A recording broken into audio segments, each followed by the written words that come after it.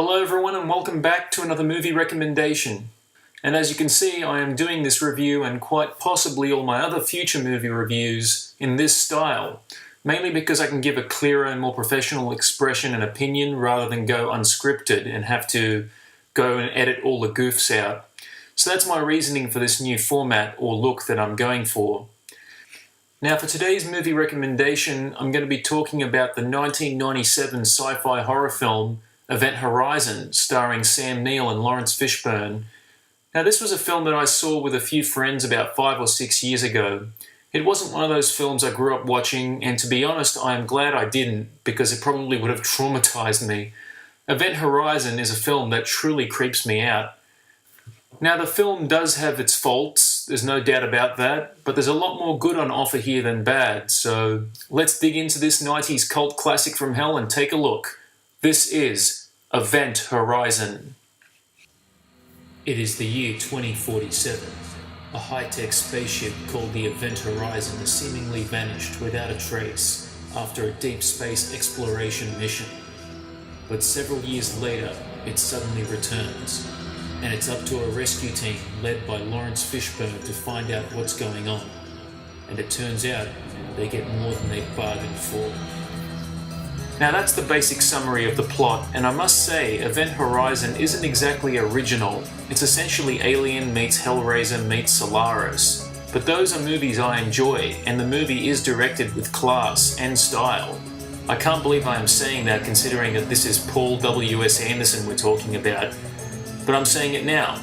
Paul W.S. Anderson done a good job with this movie. It's quite possibly his best film. He has made other decent movies like the first Mortal Kombat from 1995, the over-the-top and enjoyable Death Race remake, but I have to say, Paul Anderson seems to have more crap on his resume than gold.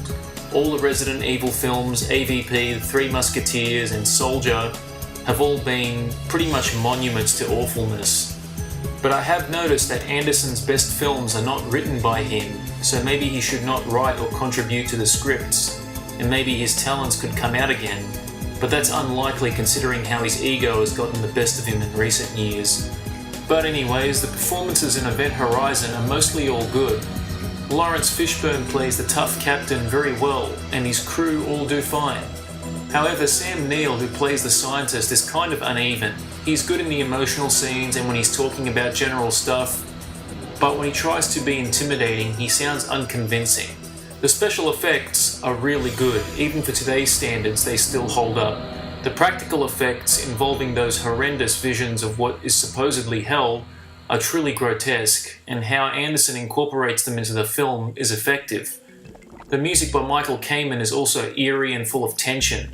In fact, the sound in the film plays a big part of most of the scares. There's lots of scenes where everything is quiet, then all of a sudden when you don't expect it, it just knocks you out of your seat. I can't quite describe it, you just have to see the film to know what I'm talking about.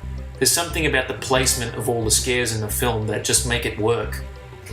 There's also two scenes that are scary without visual effects or sound effects.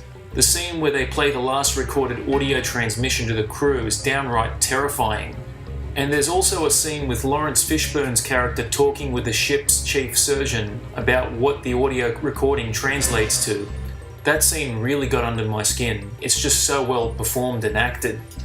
The only thing that I can say this film needed more of was character development. There are hints in the movie that the characters have a lot of dark pasts, which are barely touched upon, but after that they're never referred to again. Now upon the film's release, it was edited by about 30 minutes due to extreme violence and gore. Now, I don't know how much gore there was, but I cannot for 1 minute believe there was 30 minutes of all-out gore for a film of this kind. The DVD release includes a little more violence and some deleted scenes, but not the entire 30 minutes. But most recently, according to Paul Anderson, they have found the uncut footage, but it came in the form of an old VHS.